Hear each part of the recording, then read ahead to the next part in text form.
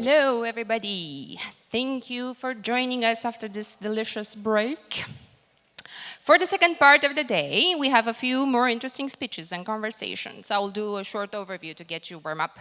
Amy Varney will lead the way with the hot topic of climate change. We've discussed this during our breaks. Sergio Birish will discuss the Web3, and Daniel David will talk about the importance of mental health in today's techie world. We'll have more.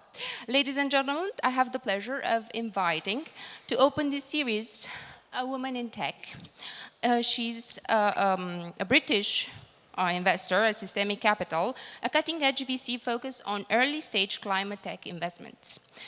With a background as a trained scientist, I hear, her passion lies in the intersection of science and business, recognizing their pivotal roles in solving the pressing challenges we face today. Hello, welcome, join us. Amy Varney is at the forefront of driving progress in our fight against climate change and will tell us more on how climate tech graduated. Welcome, Amy.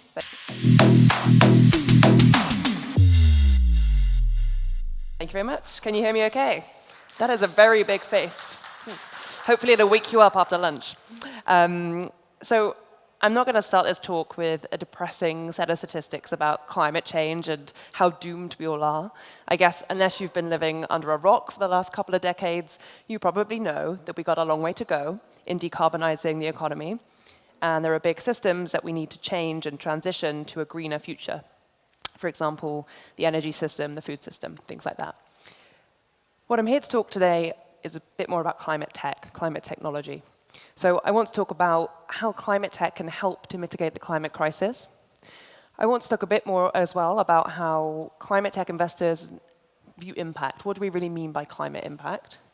And I also want to talk a little bit about how climate tech investors like myself are thinking about investing in this area. All of these things together sort of come to this question of, has climate tech graduated? So what do I mean by graduated, right? I don't mean, the cap and gown for climate tech. I mean really the transition from being a very niche investment area that only a few very expert people are interested in to being more of a mainstream investment theme that mainstream investors are interested in too. I plan to convince you of two things. One, that climate is a theme, not a sector, not an industry. And two, that everyone should have climate tech as part of a diversified portfolio. But before we go any further, I'd like to say a little bit more about myself and introduce the fund that I work for, although thanks for the preview. So my name is Amy Varney. I'm a climate tech investor at Systemiq Capital. We're a VC fund based in London, focused entirely on climate. We invest in Europe, North America, and Israel. So I come from a biotech background. I did train as a scientist. I have a PhD in chemistry, but I'm quite bad at chemistry. I'm not joking. Don't ask me for any help in the lab in chemistry. Much more of a biochemist. Spent a lot of time with amino acids. Too much time with amino acids. I can't talk about arginine anymore. And then I went straight out of my PhD into a startup biotech company that was called Oxstem. It was a regenerative medicine company. So I was very much in the drug discovery world for a bit. Really enjoyed it. Sat on the other side of the table raising money from literally hundreds of VCs. I loved it, loved coming to conferences like this and telling the story to lots of people over and over again. But the more I did that, the more I came to realize that actually I was kind of envious of these investors. They got to see all this different technology. And that was ultimately what led to me switching to the investing side.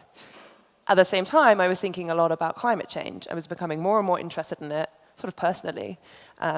And given I had this scientific background, I thought, well, how can we actually leverage science, technology to help mitigate the climate crisis? Is there something I can do here to add value? So I went into an MBA and tried to figure out how big corporates and institutional investors are thinking about climate, both from an operational and an investing standpoint. So that eventually led to me joining Systemiq Capital. I've been there about not quite 18 months now. And let me tell you a bit more about what we do. So as I said, we're climate tech investors. And we really believe that climate tech investing is the greatest investment opportunity of our age. We spun out of our sister company called Systemiq about a year ago in July 2022. And they are climate change experts. There are about 400 people in that company, across 6 offices worldwide. They're headquartered in London, and we share their office space. But they have these grand visions to how you can transition all these big systems. Like they have an energy platform, they have a materials platform, they do a lot of different cool stuff, and they've got a lot of PhDs on payroll, so we can go to them and try and understand like, how people are thinking through these problems. I said earlier that I wanted to convince you that climate tech is not a sector, it's a theme. And I guess the way that I was thinking through how to explain this, but if it was just an industry, then it would sort of indicate that climate was this narrow thing that we had to solve, right? And instinctively, you know that can't be true, right? Because if we knew how to decarbonize the food system, we would have done it already. Climate tech is really a theme, sort of the thing that unites all these industries like food, fashion, automotive, whatever it is. The thread, the theme running through is climate. So the themes that we have, I have a slide. Excellent. We have four key themes at Systemiq Capital that we focus on. And the first is sustainable food and materials. So what we're doing there is thinking about how goods are produced, basically, how they're made. We have clean transport theme, which is all about how people and goods move around. So, that's people in buses, whatever, but also supply chain stuff. Climate intelligence and finance is our third theme. And that's a lot about data and about fintech, that kind of thing. And finally, climate restoration. How you can restore biodiversity, maybe look at something like carbon removals, that would fall into this theme. But let me briefly touch on the history of climate tech investing. So, initially, let's call it clean tech 1.0. This kind of investing was very, very energy focused. It was kind of a lot about infrastructure. And the issue here was, and this is going back a couple of decades, the issue was that this kind of investing doesn't really make the kind of returns that VC investors were becoming more familiar with or accustomed to. And so it was kind of a failure. And a lot of people moved out of that space. It became a very unattractive place to be.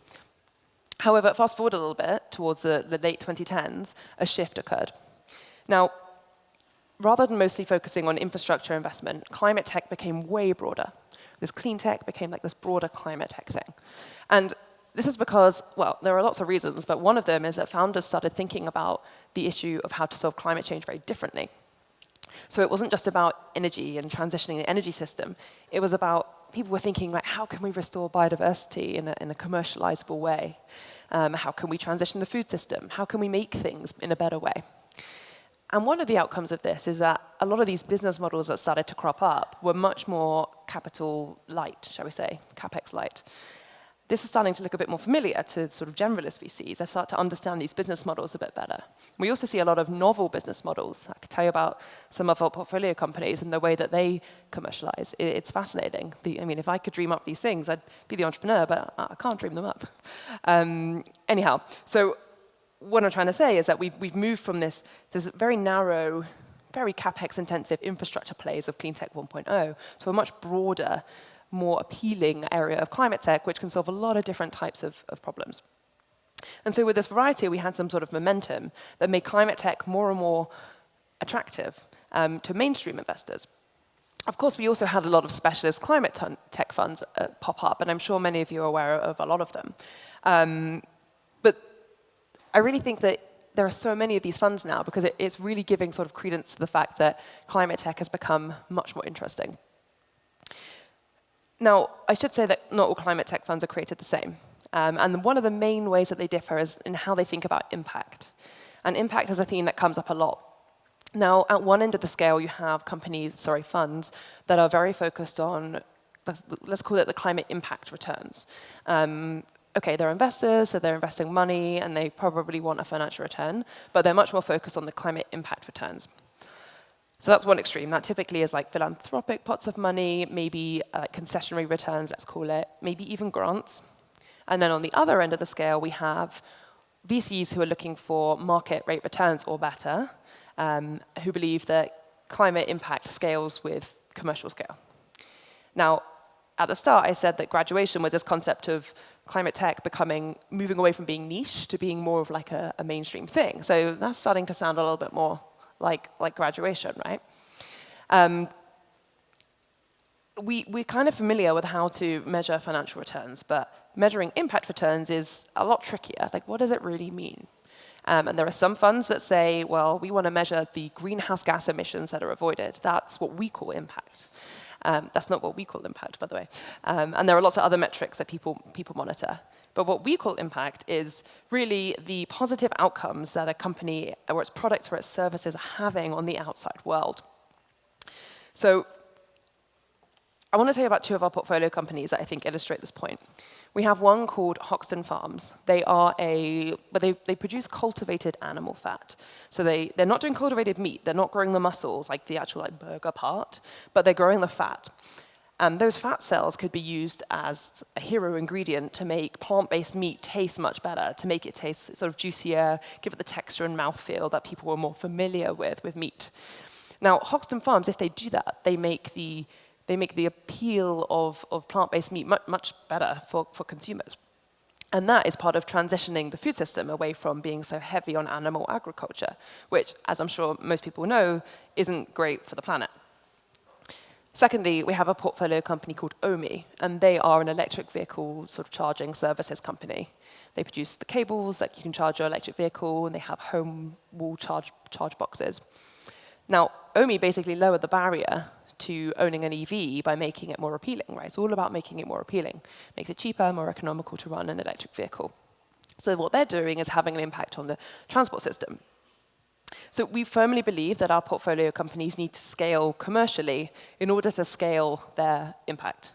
And actually, if a company isn't going to be super commercially successful, it just won't get there, right? It's not going to have the same amount of impact. And so we don't make these concessionary returns at our fund. I'm often asked how ESG then plays into this. People often conflate ESG and impact, but they are different things. So ESG is, okay, well, let's start with impact. If impact is how goods and services are having a positive effect on the world, ESG is different to that. It's like a snapshot of a moment in time. It's very inward-looking. So ESG is about monitoring the environmental, social, and governance risks and priorities that a company faces. It's about their operations. It's about, the E in ESG here might be, oh, well, my company has a recycling policy. Where do we get our energy from? How green is it? But the goods and services might have nothing to do with the environment whatsoever. It could be, I don't know, a consulting firm that focuses on gaming or something. It could be anything. They're different. So ESG is inward-looking. It's monitoring a moment in time where the company is at, and impact is outward-looking. I'm sure many of you are aware that there's recently been a backlash against ESG investing, particularly in the US. I think it was December last year that the US state of Florida announced that it would be divesting about $2 billion worth of assets from the asset manager BlackRock. And that was because of BlackRock's support and position around ESG investing. So I want to be really, really clear that ESG investing is not synonymous with climate tech investing. They are different. Sure, a lot of companies are likely to be monitoring their ESG, hopefully they are, but at the end of the day, they are different. ESG is inward-looking, impact is outward-looking. And large institutional investors and also corporates who are making strategic investments, they're really going to become more and more important in this landscape of investing to solve the climate crisis. Ultimately, these big players, they're after financial returns, right, for them or their shareholders. But there are a bunch of trends that are really supporting that kind of investing into climate tech. The first is that consumers are increasingly demanding more environmentally sustainable products. I'm sure many of you in here are doing the same thing. I am. Businesses are under pressure to deliver that. They're also under pressure from governments to hit their climate targets that they've stated. And so this is causing the sort of snowball effect of pushing everything in the right direction as a tailwind. Similarly, governments are actually under the pressure from themselves to hit their own climate metrics, right? And so that can make an even more favorable environment for climate technology through mechanisms like subsidies, for example, or non-dilutive funding things like the IRA in the US. So if climate tech investment as a theme has all these tailwinds, then does it just make financial sense? Yes, there will be naysayers. Yes, there are naysayers. Some people just really aren't into it. But let me tell you about, to highlight the concept of graduation, an investment theme that has already graduated. So when venture capitalists started investing in e-commerce in the 1990s, there were lots of naysayers. This is never going to work. Nobody is going to not go to the shops, the retail stores. Nope, won't work. Won't make money. It's going to be a nightmare, logistical nightmare. Won't make any money. No one's going to want to do their shopping online. Well, we know how that one turned out. Anyone heard of Amazon? I only heard of it recently. E-commerce capability is now so important that the thought of a company not having an online sales channel is almost as crazy as the thought of a Gen Z without TikTok account. It's just, you just have it. E-commerce graduated, right? It's no longer a niche investment area. It's through the hype phase, through the adolescence. It just is. And really, you see e-commerce cropping up time and time again in the portfolios of various large investment managers. And that's because it graduated. So graduation in climate tech really is about, it doesn't really matter whether you want to save all the animals, save all the rainforests, or whether you just couldn't care less and you want to pave over the jungle and whatever, put a supermarket there. You still want to be exposed to climate tech investments because it just makes financial sense. So I'm going to end there, happy to answer questions, and I want to leave you with the thought, or the question really, do you think that climate tech has graduated? Thanks. Thank you. Questions? Raise your hand if you have a question. Okay, perfect. Awesome. Let me come to you. Hi. So what do you think is the relationship between private and public investments into the climate tech? Are they in cooperation? Are they complementing each other? Are they in competition? The relationship between public and private investing, did you say? Yes. Yeah, that's a great question. So they're both essential. I think that what I didn't say earlier is that there's all these like sort of more capex-like business models that have made it more accessible for private money to invest in climate tech. That doesn't mean we don't need the large infrastructure plays. That is going to be essential, right? You can't solve something like aviation by just doing a capex-like business model around software. Sure, it's probably going to be a part of the puzzle. And a lot of these very large, long-term horizons are much more suited to government money, and in some cases to public money as well. Thank you. Does this answer your question? Anybody else? Okay. Do you know an example of a local climate tech company? Did you research if there is something in Romania? Local ones in Romania? Yeah. So there are so many different climate tech companies around the world. I see them from every single country, well, not every single country, but most countries in Europe and North America daily. I can't pick out a top one from Romania. Would love to know if anyone in here is doing climate tech. Come and find me afterwards. Would love to chat. Thank you. Anybody else? Questions? I'm going to ask one while you think of it, of the next one. So, climate tech innovations often require significant capital investments, right? And long-term commitments to be able to offer change. How do you navigate the balance between financial viability of investments and the urgent need to create change? Yeah, that's a great question. So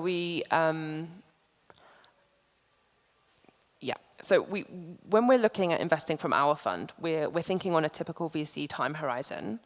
We know that there are some projects that are never going to work out for us because they're going to be outside of scope, because they're too long in the time horizon. In terms of urgency, I think that the biggest sort of tension that we have to be very careful with is making sure that we don't sort of lose ourselves and get caught up and fall in love with an investment because this is such a big problem, this specific problem. No one's really solving it. This is great that they're trying to solve it, and like overlook the commercials, because that's a mistake for us, for our fund. To my point earlier on how we define climate tech impact, if we don't believe that the company can commercially scale, then their impact won't scale either. And so in that case, it would be both a financial and a climate impact failure. And so all of the people in my team are climate first people. You know, we've all come to it from the climate angle. Some people were investors before, but many were not. And so it's really, really part of our DNA. And I'm sure you can imagine the intense discussions we have about, I want to fight for this company because they're really trying to save the world, but they're not going to make the money. It's something that we have to really find a balance on. Yeah, it's so important. Thank you. Questions? Well, I'm going to continue because we have more extra time, and I want to pick your brain, of course. So, By all means. what do you look when you research, when you do your due diligence in a company? Yeah, it was very similar to how other VCs are looking at generalist tech investing. Because we invest primarily at Series A, the key thing we're looking at is the team. The founding team, how they work together, do they have complementary skill sets, do they have experience, do they have the right advisors, how do they interact. Actually, one of the things that is often a red flag is if you have two co-founders or 2 or 3 team members on a call, but only one says a word, and you have 2 actually saying absolutely nothing. It just, maybe not a red flag, maybe an amber flag. It's sort of giving an indication that you're not leaning on each other's expertise enough.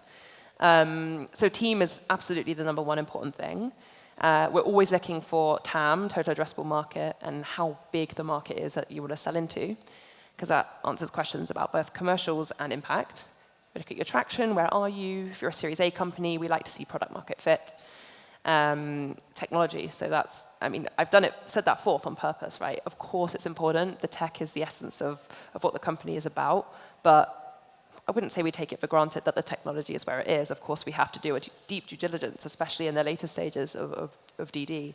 But if the team can't deliver, then it doesn't matter how good the tech is. So they're the top 4 things we're looking at. Thank you. Questions? Anybody? Okay, then my final question, and then I'll let you go. Given the urgency of addressing climate change, what role do you see governments, you mentioned governments before, and policymakers playing in supporting the growth and development of the climate tech sector? That means support for startups as well as for investors. Yeah, governments are essential. I think the reason I went away to business school was because I started to lose faith in governments and wanted to see how the private sector was trying to sort out this mess. But they are, of course, an essential part of solving this problem. So we have links with the government primarily through the sister company Systemiq that I mentioned. So Systemiq are effectively a climate change consultancy. And they have these 400 experts around the world, many of whom have very strong links with governments and policymakers. So we lean on them quite a lot to work it out. We're all in agreement that it's necessary. The way that this is going to play out is going to be, well, we'll have to see. But one of our theses, of course, is that governments will subsidize certain areas of these technologies in the future. There's a lot of non-dilutive funding that's coming out through governments, although a lot of it's for pretty early stage tech, which is great. But it would be also great to see scale-up tech coming out. Actually, I was at a panel at Symbio Beta in San Francisco a couple of weeks ago, and they were saying, some public market investors, and they were saying, look, we need governments to start helping startups become scale-ups, become really established companies, so that they can be adults and pay their taxes and go to IPO. And we need that too, right? And we're not seeing enough of that yet. So it would be good to see a lot of that as well. Yeah. Thank you so much. Looking forward to more climate tech evolution here. Yes. Thanks, everyone.